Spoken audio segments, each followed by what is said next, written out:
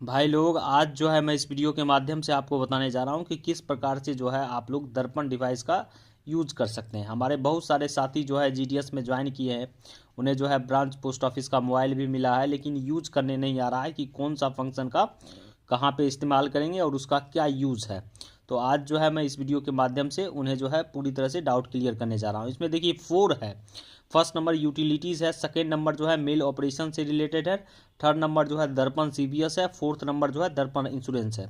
आज जो है मैं यूटिलिटीज़ में जितने भी फंक्शन है मैं इसके रिगार्डिंग आपको पूरी तरह से क्लियर कर दूंगा। देखिए, जब भी आप डिवाइस में जो है दर्पण में लॉगिन कीजिएगा तो दर्पण जो है आपको पता है एम्प्लॉय आईडी, पासवर्ड और ओटीपी आपके रजिस्टर मोबाइल पे आएगा, लॉगिन कर लीजिएगा।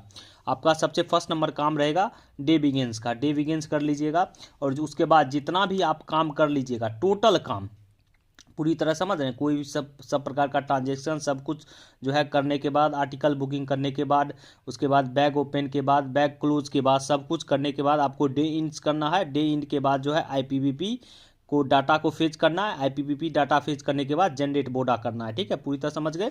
यूटिलिटी में क्या क्या फंक्शन है, पहले डे बिगिंस, डे बिगिंस के बाद टोटल काम आपको कर लेना है पूरी तरह से, ट्रांजेक्शन सब कुछ।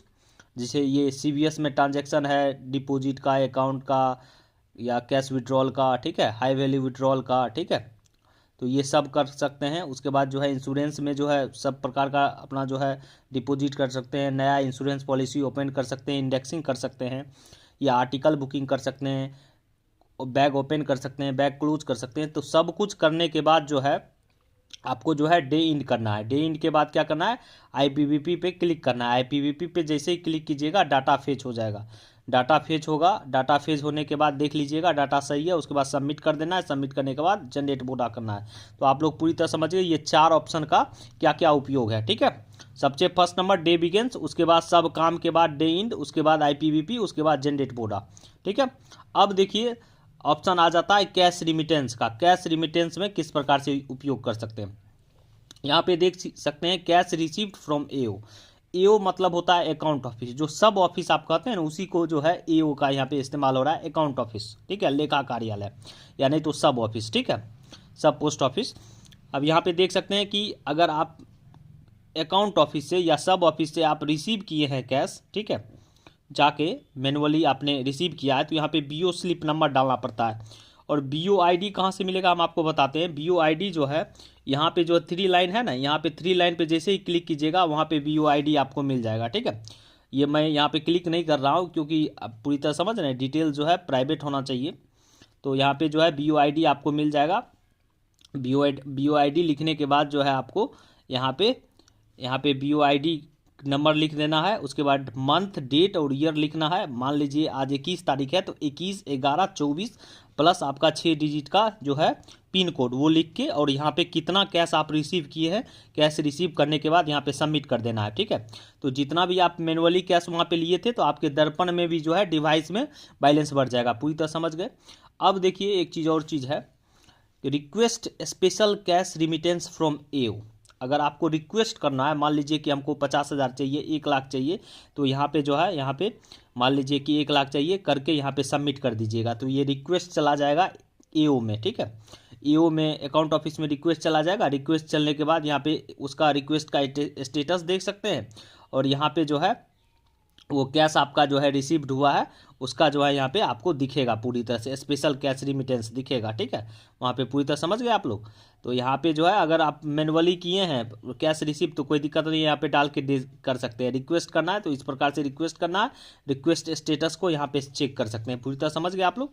कैश रिसीव करने के बाद आपको जो है BOID प्लस ये करके जो है अपना यहाँ पे कैश फ्रॉम एओ करके सबमिट कर दीजिएगा, जिससे कि दर्पण में आपका बैलेंस बढ़ जाएगा। ठीक है, पूरी तरह समझ गए।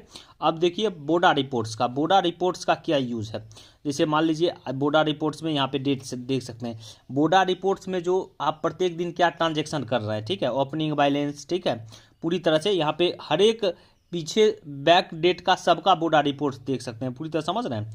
जिस भी डेट पे क्लिक करके ओके कीजिएगा आप बोडा रिपोर्ट्स देख सकते हैं, मतलब उस दिन आपने क्या ट्रांजेक्शन किया पूरी तरह से इस पर दिखेगा बोडा रिपोर्ट्स पे। ठीक है, अब देखिए डाटा एंट्री का है। डाटा एंट्री पे हम आपको बताने जा रहे हैं। यहाँ पे देख सकते हैं डाटा एंट्री पे टाइप पे डी क्यूब का क्या होता है, मतलब हम आपको बताने जा रहे हैं। जो टीडी का आप कमीशन आपको आता है, आपको पता होगा कि आपके क्षेत्र का, अगर आप जिस भी वीओ में हैं उसी के क्षेत्र का अगर आप टीडी होगा तभी आपको कमीशन मिलेगा, लेकिन अदर क्षेत्र वाले का अगर आपने टीडी कर दिया तो कमीशन नहीं मिलने वाला। तो डी क्यूब में जाके यहाँ पे सर्च करना है। आज का मान लीजिए 21 तारीख है, डेट करके मैंने सेलेक्ट कर लिया। अब अगर मान लीजिए कि मैंने यहाँ पे जितना आपका जो है इंसेंटिव बना टीडी में वो अप्रूव होके आता है, ठीक है।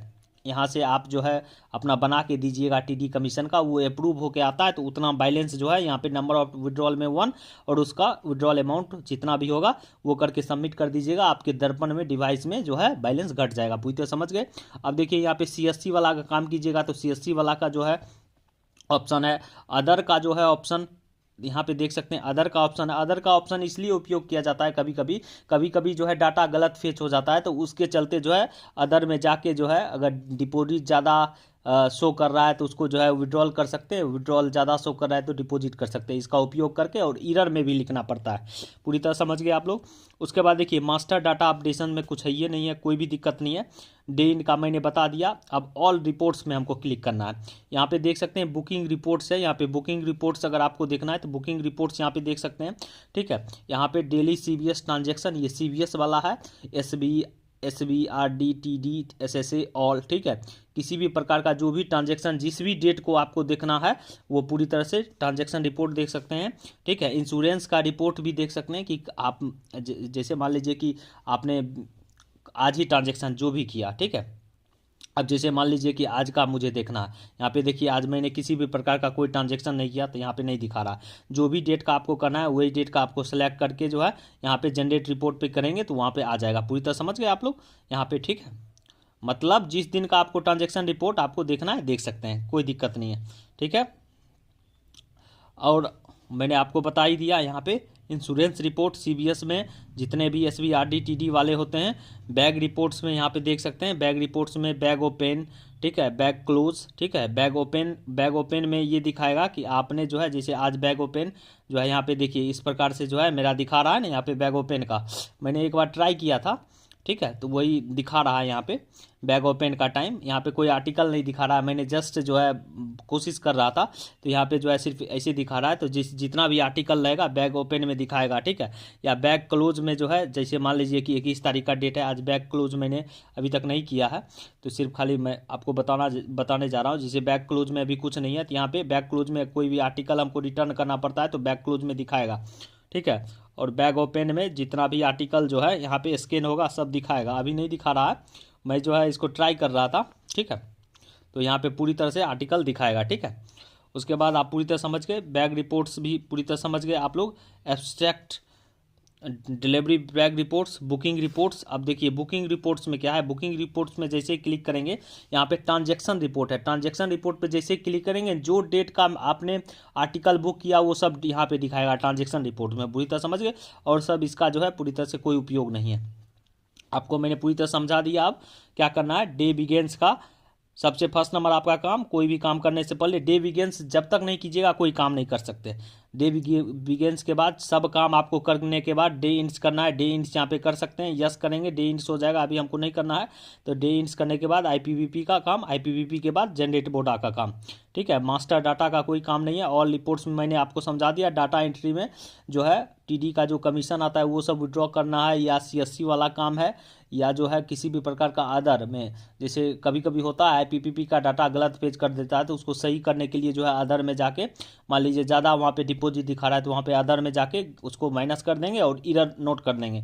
और बोडा रिपोर्ट्स जो है वो प्रत्येक दिन, मान लीजिए आज 21 तारीख है, ठीक है। आज देखिए 21 तारीख है, आज का मैंने अभी तक बोडा रिपोर्ट नहीं जनरेट किया है। अभी जो है ट्रांजैक्शन और भी करना है और बैक डेट का आपको जितना भी देखना है सब कुछ आप देख सकते हैं कि आपने उस दिन कितना क्या काम किया, ठीक है। ओपनिंग बैलेंस सब कुछ आपको दिखाएगा। तो आपको मैंने पूरी तरह से बता दिया कि कैसे क्या करना है। आज जो है यूटिलिटीज़ का है, उसी प्रकार से जो है आपको सभी वीडियो मिल जाएगा, मेल ऑपरेशंस का भी, दर्पण सीवीएस का भी और दर्पण इंश्योरेंस का भी, ठीक है। तो पूरी तरह से आपको समझ में आ जाएगा। Thank you.